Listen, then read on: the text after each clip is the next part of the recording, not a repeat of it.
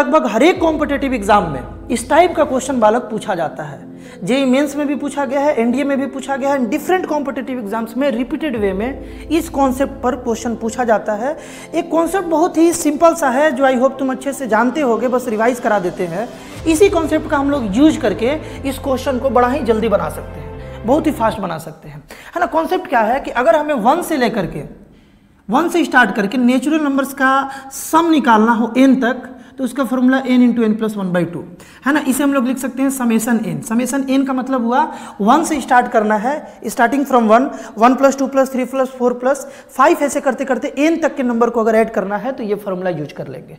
अगर इन्हीं का स्क्वायर कर दिया जाए, है ना, 1 का स्क्वायर + 2 का स्क्वायर + 3 का स्क्वायर, यानी स्क्वायर्ड नंबर का अगर समेशन निकालना है स्टार्टिंग फ्रॉम 1, तो उसका फॉर्मूला होता है n into n plus 1 into 2n + 1/6, है ना। इसे हम लोग लिख सकते हैं समेशन n स्क्वायर, है ना। और उसी तरीके से इसे लिख सकते हैं समेशन n क्यूब, और इसका मतलब होता है कि 1 का क्यूब + 2 का क्यूब + 3 का cube + dot dot dot n का क्यूब। और इसके लिए डायरेक्ट हम लोग ये वाला फॉर्मूला यूज कर सकते हैं n इंटू एन प्लस 1/2 का होल स्क्वायर। ध्यान देने वाली बात है कि इसी का स्क्वायर हो जाता है ना। नेचुरल नंबर्स का फर्स्ट n नेचुरल नंबर्स का जो एडिशन का फॉर्मूला है, फर्स्ट n नेचुरल नंबर के क्यूब का एडिशन का जो फॉर्मूला है, ये इसके स्क्वायर होता है। ये बात अगर ध्यान रख लिए तो इस टाइप का कोई भी क्वेश्चन तुम तुरंत बना लोगे। अब देखो ये क्वेश्चन कैसे बनता है।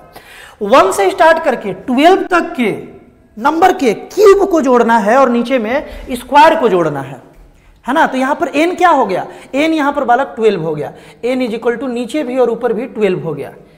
क्यूब वाले और स्क्वायर वाले फॉर्मूला में इसे अप्लाई कर दिया जाए। जैसे क्यूब वाला यहाँ पर ये फॉर्मूला है, जहां पर n 12 हो गया, तो इस फॉर्मूला में हम लोग 12 पुट कर देंगे तो हो जाएगा 12 इंटू, है ना, 12 + 1 का स्क्वायर, है ना, /2, है ना, /2 का स्क्वायर। इन होल का स्क्वायर कर लेना है, पूरे का स्क्वायर कर लेना है। और नीचे में क्या करना है बालक, नीचे में है कि 12 इंटू 12 + 1, है ना, फिर 12 इंटू 2 यानी कि 24 + 1/6, 24 + 1/6। बस इतना ही कैलकुलेशन कर लोगे, ये क्वेश्चन बहुत ही आसानी से बन जाएगा। चलो कैलकुलेट कर लिया जाए जल्दी से, है ना। यहाँ पर हम पुट कर दिए 12 और यहाँ पुट कर दिए 12। ये ऊपर लिख दिए, ये नीचे लिख दिए, क्योंकि क्यूब वाला ऊपर था और स्क्वायर वाला नीचे था, है ना। और 12 क्यूब पुट किया, अच्छे से क्लियर हो ही गया होगा। चलो आगे देखते हैं। ये हुआ 12 का स्क्वायर यानी कि 144 इंटू 12 + 1 यानी 13 का स्क्वायर 169 हो गया। और नीचे में आ गया बालक 2 का स्क्वायर 4।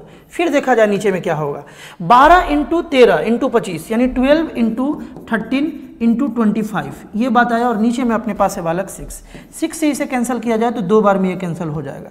4 से इसे कैंसिल किया जाए तो 4 से बालक ये 3 बार में और 2 4 6 बार में। उसके बाद देखा जाए ये 13 से ना 13 बार में बालक ये कैंसिल हो रहा है। उसी तरीके से यहाँ पर 2 से अगर इसे कैंसिल कराया जाए तो 18 बार में ये कैंसिल हो रहा है, यानी कि 18 इंटू 13/25 अपने पास बच रहा है बालक। 18 इंटू 13/25 ये डेटा अपने पास बच रहा है। 18 इंटू अगर 13 किया जाए बालक, 18 इंटू 13 तो ये आ जाएगा 234 आ जाएगा। 234/25 इसका राइट आंसर हो जाएगा, यानी ऑप्शन नंबर ए इस क्वेश्चन का राइट आंसर है। ध्यान रखने वाली बात है, ये फॉर्मूला तुम याद रखोगे, कॉम्पिटिटिव एग्जाम देने से पहले अगर मैथ्स उसमें है तो इसे अच्छे से रिवाइज करके जाओगे। यहां से एक क्वेश्चन लगभग बनता ही बनता है।